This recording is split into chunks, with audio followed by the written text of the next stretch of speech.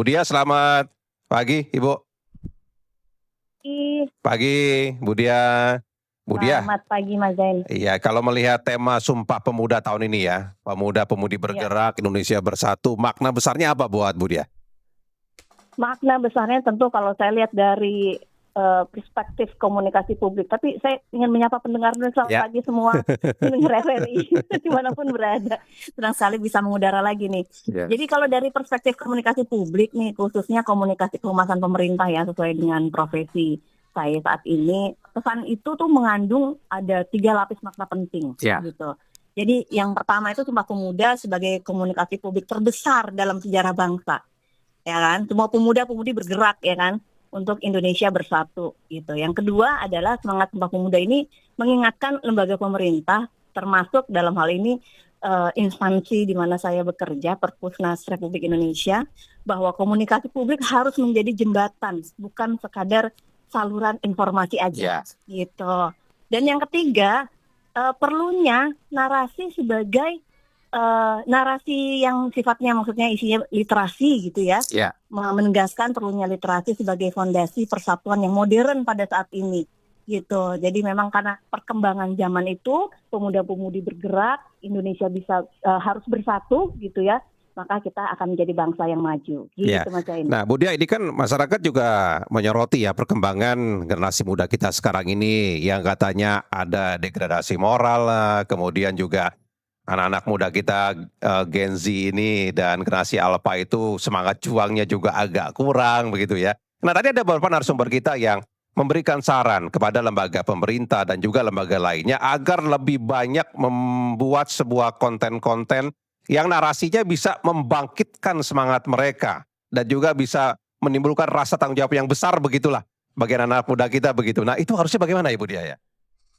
Setuju, tentu dong ya kan, karena kan untuk menyatukan pemuda-pemudi terutama yang generasi Z ini gitu ya, mereka memang eranya sekarang saat ini kan era media sosial, era digital. Sudah gitu beda kan. lah eranya Jadi, begitu ya. Iya, tapi yang paling menjadi fondasi itu adalah komitmen dari kita pembuat konten ataupun yang penikmat konten untuk kita berani bicara dengan jujur gitu ya. Nah ini kan kadang-kadang denial mungkin ya, kadang-kadang kalau nggak sesuai dengan perspektifnya kemudian langsung ngeblok misalnya kayak gitu.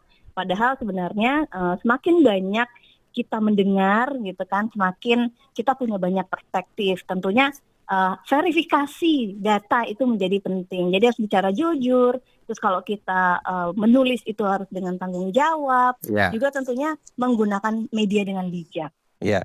Jadi memang komunikasi publik kepada anak-anak muda zaman sekarang ini harus berbeda bakal begitu ya, Bu Dia ya? Ya kalau polanya harus pola yang memang kena dengan mereka begitu ya? Betul, tentu stylenya populer dong, kan. Stylenya itu yang ngena untuk bahasanya gitu kan. Kemudian icon-icon atau bahkan mungkin sampai ke warna dari konten media sosial ya. Itu menarik atau yang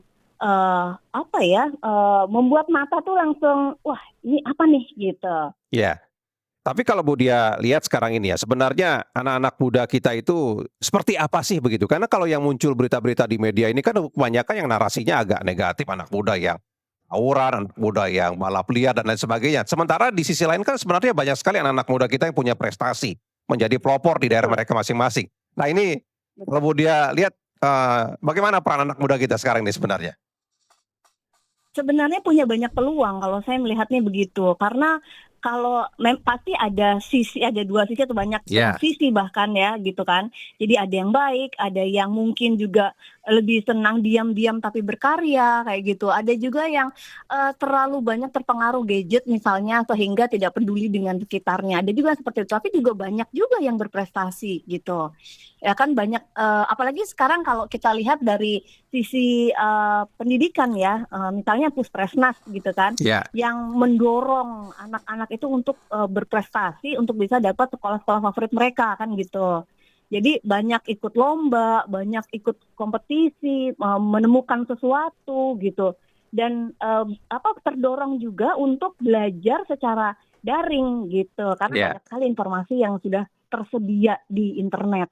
Ya, jadi memang seharusnya termasuk media, mungkin juga lembaga-lembaga pemerintah terkait dengan pemudahan atau bidang komunikasi, lebih banyak menginformasikan prestasi anak-anak muda kita agar bisa menjadi sebuah sampling atau contoh bagi pemuda Motivasi. lain begitu ya, Ya, motivasi begitu ya, Bu Diah ya? betul. Betul betul betul.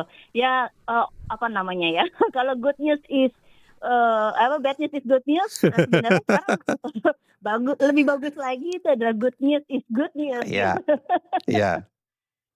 Iya. Jadi ini memang memang perlu, sekali blow up prestasi-prestasi anak muda kita kalau begitu ke depannya, Bu Diah? Betul, setuju, Iya, sepakat. Karena juga terutama yang memang mengharumkan bangsa gitu iya, ya, dan itu membuat anak-anak yang mungkin pemula-pemula gitu ya punya apa mimpi gitu, punya iya. mimpi yang mereka tuh pengen banyak yang dicontoh gitu ya, tokoh-tokoh yang apa Yang berhasil punya. lah begitu ya, tokoh anak muda yang berhasil begitu ya. Iya iya iya, Baik kalau begitu. betul Bu Diah betul. terima kasih banyak Ibu sudah bersama kami pagi ini.